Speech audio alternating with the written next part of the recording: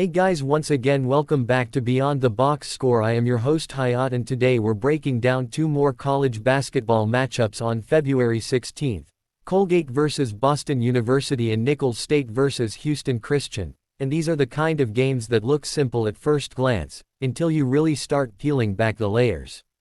Colgate vs Boston University has that tight, high-scoring chess match feel to it where one possession can swing everything. Nicholls State vs Houston Christian. That's classic conference chaos, records that don't tell the full story, road stretches, home floor energy, and a spot where the underdog could quietly flip the script. I'm going to walk through these the same way I always do, thinking out loud, working through the pace, the travel spots, the confidence angles, and asking one question over and over: if this game plays out the way it's trending, where is the real edge? This is pure analysis and opinion. No guarantees. Just how I see February 16th setting up if these matchups unfold the way they're built to. Alright, let's connect the dots. Colgate vs Boston University. The lean here is Colgate Raiders to cover the spread as favorites and over the projected total as the full game total pick. Let me walk through why. I keep coming back to the contrast in profiles because Colgate sits at 16-11 overall and 10-4 in conference play, near the top of the Patriot League standings, and they carry that steady positive scoring margin against league opponents. And when I see 10-4 in conference play next to 7-7 in conference play for Boston University, I immediately think separation in late game execution. Boston University is 12-15 overall, middle of the pack in Patriot League, scoring margin hovers around even. They score a bit more than they give up, but not by much, and that, not by much, matters to me when the opponent is sitting at 10-4 in conference play with a steady positive scoring margin against league opponents. If this matchup plays out like the first meeting, which was Colgate 80-79 and it went to overtime, then I already know Boston University can hang. I already know the margin can get razor thin, but I also know Colgate found a way to win 80-79 even when it got messy. That overtime 80-79 result sticks in my head because it shows me the ceiling and the volatility at the same time. Now I layer in the scoring profile. Colgate averages in the mid-70s offensively and gives up points in the low to mid-70s. Boston University lands in a similar range, mid-70s offensively, and gives up points in the low to mid-70s. So I'm staring at two teams both living in that mid-70s scored, low to mid-70s allowed neighborhood, and both among the top scoring offenses in Patriot League play. That's not random. That's structural. Colgate hits shots at a strong clip from the field and hits shots at a strong clip from three.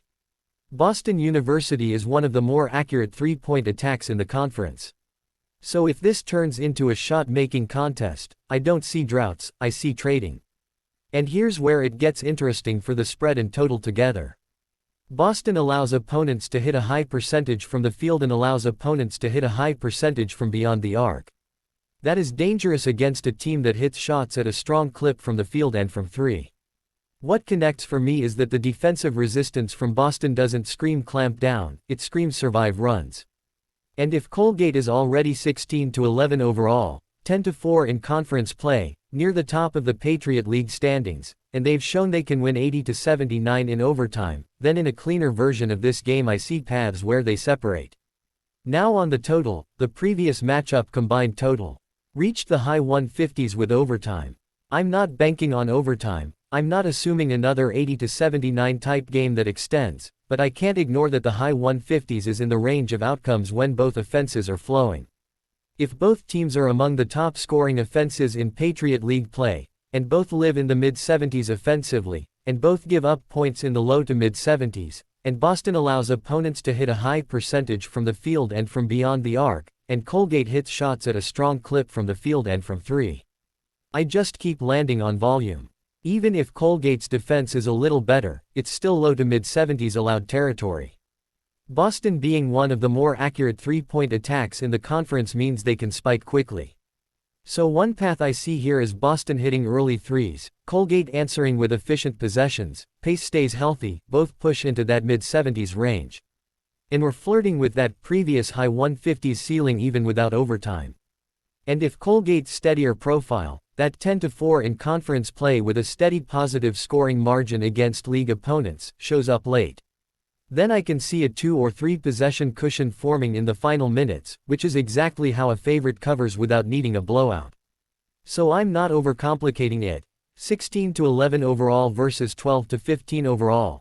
10-4 in conference play versus 7-7 in conference play. Steady positive scoring margin against league opponents versus scoring margin that hovers around even. Mid-70s offense on both sides, low to mid-70s allowed on both sides. 80-79 in overtime in the first meeting. High 150s combined total with overtime. Strong clip from the field and from 3 for Colgate. One of the more accurate 3-point attacks in the conference for Boston. Boston allows opponents to hit a high percentage from the field and from beyond the arc. When I stack it all up, I keep circling back to the same anchor. Colgate Raiders to cover the spread as favorites and over the projected total as the full game total pick. Next game we have Nicholls State vs Houston Christian. The lean here is Houston Christian Huskies to cover the spread as underdogs and over the projected total as the full game total pick. Let me walk through why I keep landing there. I start with the records because context matters. Nicholls State is 11-15 overall and 10-7 in conference play, which tells me they've been living in that competitive middle tier where almost every game is in reach but nothing comes easy. Houston Christian sits at 9-7 and 5-12 in conference play, and on paper that 5-12 in conference play jumps out as the weaker side, but if this matchup plays out like a situational spot rather than a pure record comparison, I see something different brewing. Now I layer in the scoring averages. Nicholls is putting up 74.1 points per game scored and allowing 76.8 points per game allowed. That combination alone screams volatility to me. They score 74.1, they give up 76.8. That's tight margins and high variance finishes. Houston Christian is at 67.8 points per game scored and 73.0 points per game allowed. So they operate in a slightly lower scoring band, but 73.0 allowed is still enough to create openings if the opponent pushes tempo.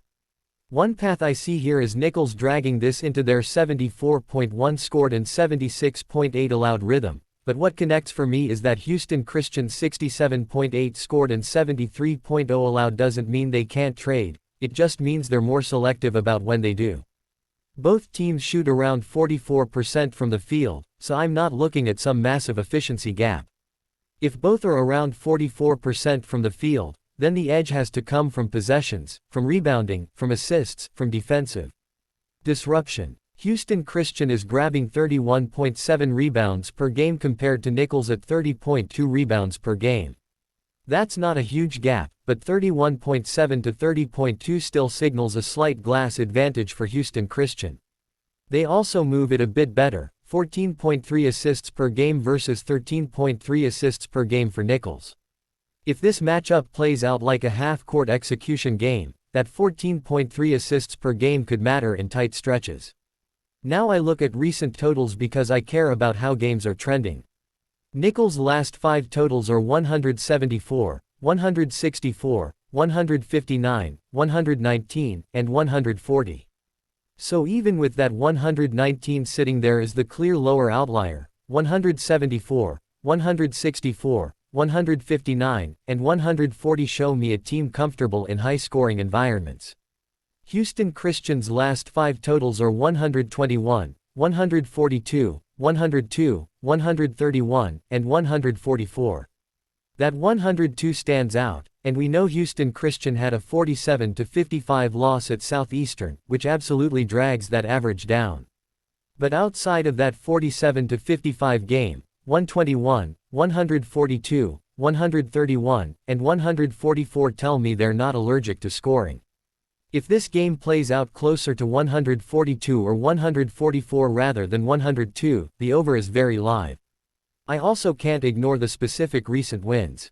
Nicholls is coming off a 91-83 win at Incarnate Word, which fits that 74.1 points per game scored and 76.8 points per game allowed identity. They can get into the 90s and they can give up 83.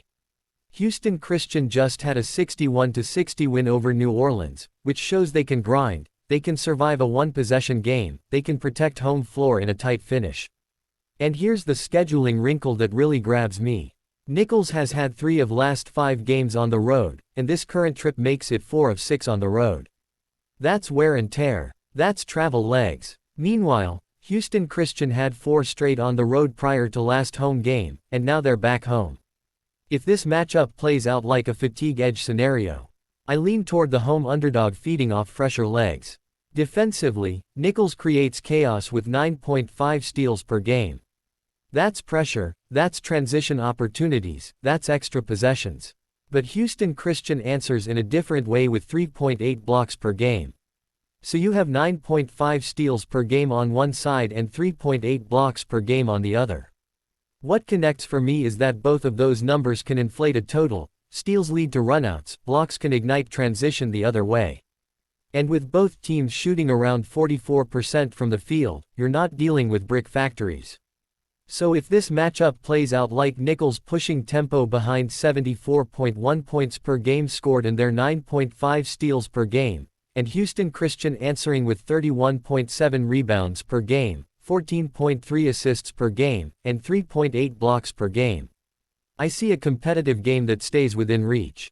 And in a competitive game where one team scores 74.1 and allows 76.8 and the other scores 67.8 and allows 73.0, late fouls are in play, extended possessions are in play, and those 174, 164, 159 type outcomes are not crazy when pace spikes.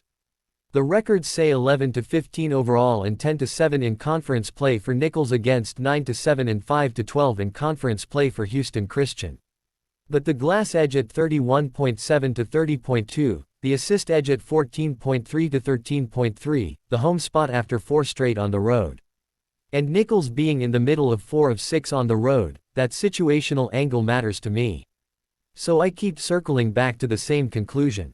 Houston Christian Huskies to cover the spread as underdogs and over the projected total is the full game total pick. And yeah, that's exactly why the lean stays Houston Christian Huskies to cover the spread as underdogs and over the projected total is the full game total pick. Alright, that wraps up this video for both matchups on February 16th. As always, this was analysis and opinion only. Nothing guaranteed. Just me working through how these games could realistically unfold if the situations line up the way they look on paper. Now I want to hear from you. Drop AZ in the comments and tell me which game stood out most. Are you seeing the same angles, or are you reading it completely differently? More breakdowns coming soon. Same raw format. Same deep dives. This is Beyond the Box Score.